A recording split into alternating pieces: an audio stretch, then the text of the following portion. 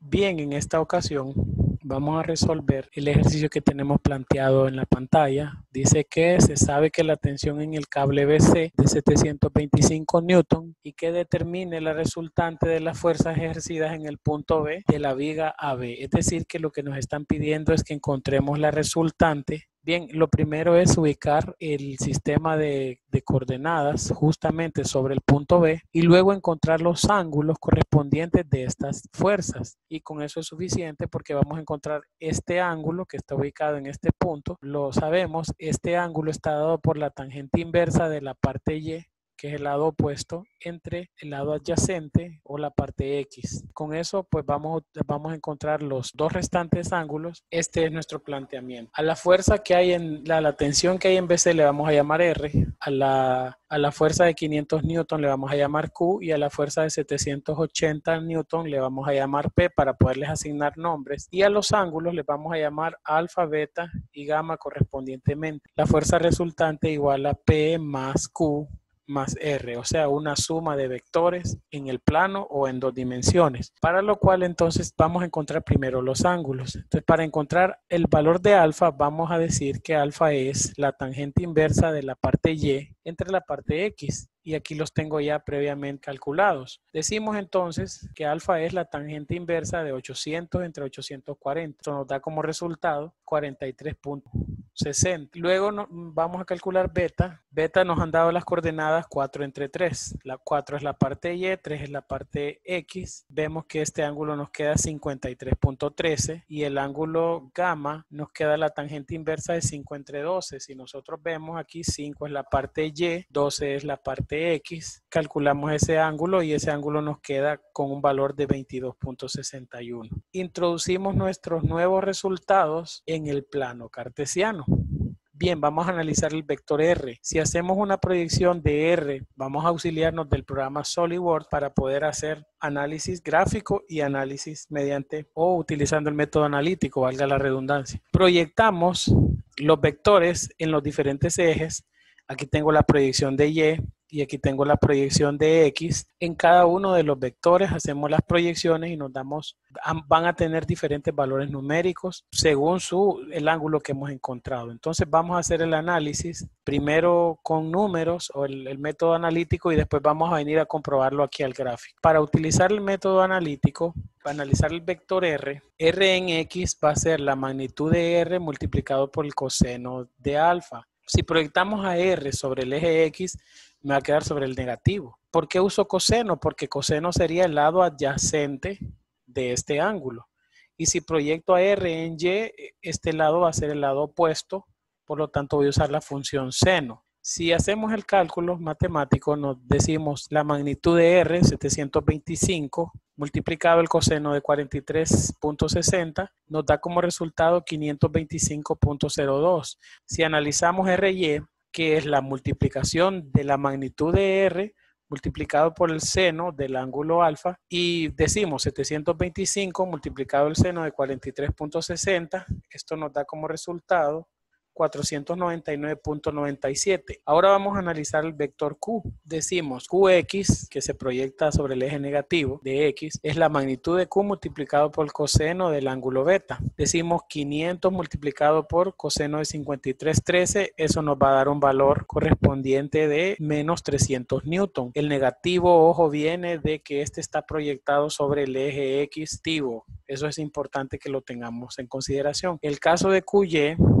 es la magnitud de Q multiplicado por el seno de beta, 500 seno de 53.13, y hacemos la operación matemática, nos va a dar un valor de 399.99 newton, que es la componente rectangular de Q en el eje Y, pero como Q está en el tercer cuadrante, por esa razón este número es negativo. Veamos y comprobemos estos valores. Si vemos nosotros en nuestro gráfico, hemos encontrado las componentes de R. Si seleccionamos esta línea, el SolidWorks nos ayuda a comprobar que esta línea dice que tiene un valor de 525.24, que nosotros ya habíamos dicho que era negativa. Y nos da un valor de 499.97, lo estamos viendo aquí en la esquina de su pantalla. De ahí corroboramos el valor de Q en Y y nos da que es 399.99 y el valor de Q en X nos da 300 newton, pero recordemos que estos dos son negativos. Ahora bien, vamos a hacer el análisis del vector P.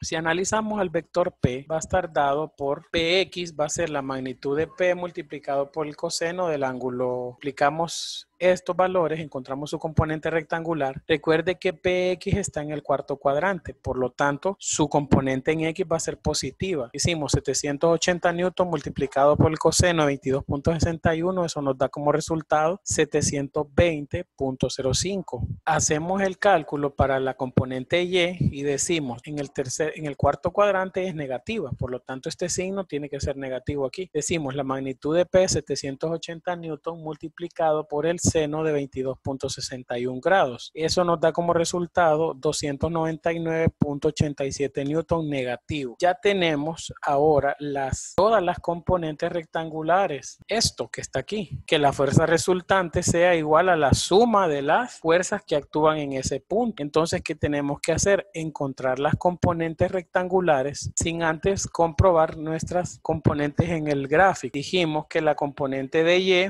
tiene un valor de 299.87 gráficamente, que es exactamente el valor que encontramos analíticamente, que el valor de Px es 720.05. Ahí hemos comprobado que gráficamente y analíticamente tienen el mismo valor. Ahora bien, vamos a sumar FRX sería, o la componente rectangular en X de la fuerza resultante sería Px más Qx más Rx. ¿Quién es Px? 720.05 newton más negativo 300, que es el valor de Qx, más Rx, que tiene un valor de negativo 525. Si hacemos la suma y el resultado me va a quedar negativo 104.97 porque se conserva el signo del que tiene mayor valor absoluto. Y en este caso los negativos son mayores que el número positivo. Por lo tanto, la respuesta de esta es negativa. Y he encontrado ahí la primera componente rectangular de la fuerza resultante. Sumando FRY, esto es igual a PY más QY más RY. Sustituimos sus valores numéricos y encontramos lo siguiente. ¿Por qué aparece con este número negativo? Bueno, porque PY es negativa,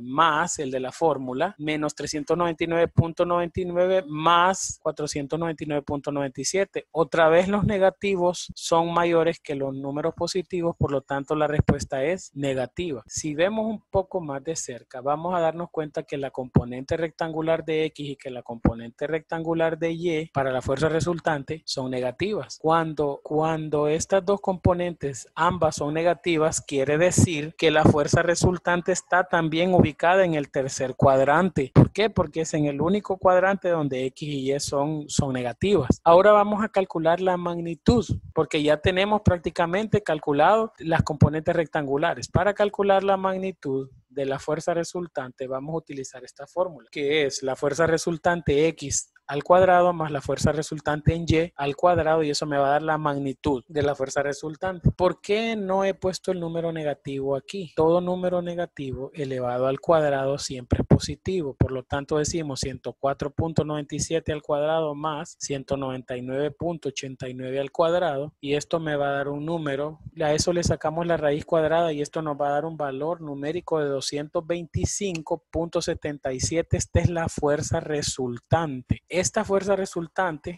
ya la tenemos, sabemos que está ubicada en el tercer cuadrante. Ahora necesitamos encontrar el ángulo y vamos a utilizar la misma fórmula. Para encontrar el ángulo de la fuerza resultante, nosotros debemos de tener en consideración el ángulo de una fuerza resultante, la tangente inversa de la parte Y entre la parte X. Parte Y es negativo 199.89 y la parte X es 104.97. Bueno, entonces hacemos la división. He considerado los signos. ¿Qué sucede? Que menos entre menos da más. Y ya voy a explicar qué significa ese más. Si hacemos la división, 199.89 entre 104.97, la tangente inversa, nos va a dar como resultado que teta es igual a 62.2. 29 grados. Positivo. ¿Qué significa que un ángulo sea positivo? Que su sentido de giro es en contra de las manecillas del reloj. A SolidWorks y vamos a graficar ese número. Entonces, como sus componentes analíticamente están en el tercer cuadrante, entonces eso es lo que vamos a hacer. A graficar, vamos a trazar una línea que va desde el origen hasta un punto cualquiera, en este caso, porque no lo hemos definido, y voy a cambiarle su magnitud. Vamos a ponerle ahí 225.77 a este valor. Y ahora vamos a definir el ángulo. Nos vamos a acercar un poquito. Entre este punto necesitamos un ángulo de 62.29. Entonces, y miren, aquí tenemos nuestra fuerza resultante. Entonces ahora sabemos que nuestra fuerza resultante es 225 puntos y que tiene un ángulo de 62.29. Vamos a graficar las componentes rectangulares solo para comprobar que esos números también tienen un valor en la gráfica. Veamos. Si yo selecciono esta, que sería FR en X, si ustedes ven en la parte izquierda de su pantalla, aquí donde estoy haciendo círculos, me aparece que es 104.98, como ya lo habíamos encontrado en los números. Y en este caso, para el eje Y, parte izquierda de su pantalla, 199.87. Entonces así es como hemos encontrado la fuerza resultante en este sistema. El método gráfico, porque ahí hicimos el método analítico y nos hemos auxiliado de la gráfica. Ahora, ¿qué necesitamos hacer? Analizar la parte gráfica de este ejercicio, que sería la segunda parte. Yo ya tengo previamente construido aquí el sistema otra vez. Este método, utilizando del origen hacia la cabeza del vector, y vamos a ir graficando poco a poco. ¿Cómo se hace el método? Justo donde termina el vector R, vamos a trazar una línea constructiva que sea paralela al eje X lo suficiente. Vamos a graficar el vector Q en este punto donde terminó el vector R. Entonces trazamos una línea que tenga un valor de 500 newton. El ángulo que tiene entre esta y esta línea es de 53.3. Recuerdo que es este mismo, entonces este lo borramos de aquí y movemos este valor de Q para acá. Donde termina el vector Q va a comenzar la nueva gráfica. Voy a trazar una línea que sea paralela y voy a graficar al vector P. Entonces digo, bueno, una línea tenga un punto aleatorio en este caso,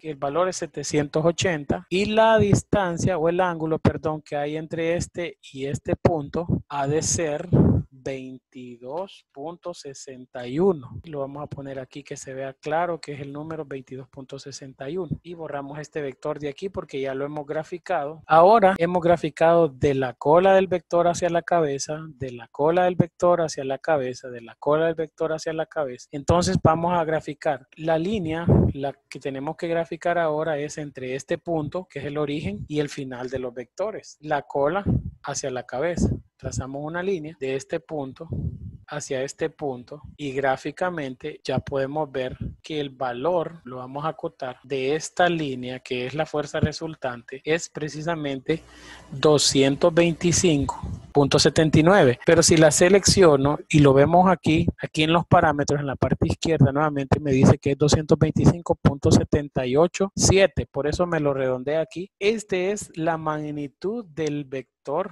de la fuerza resultante. El ángulo que tiene para comprobar desde dónde, desde este punto hacia este punto, hay un ángulo, fíjense bien, gráficamente de 62.29 como nosotros lo habíamos encontrado. Solo nos hace falta entonces nombrar este vector que hemos encontrado aquí como FR. Este es FR con una magnitud de 225.77. Entonces ustedes lo ven, el método gráfico y el método analítico una vez más van de la mano. Este es un nuevo método que les enseño para graficar fuerzas resultantes. Cuando son más de 3 vectores, este es el método que se utiliza. Cuando son 2, pues nos permite utilizar el método del paralelogramo. No me resta más que agradecerles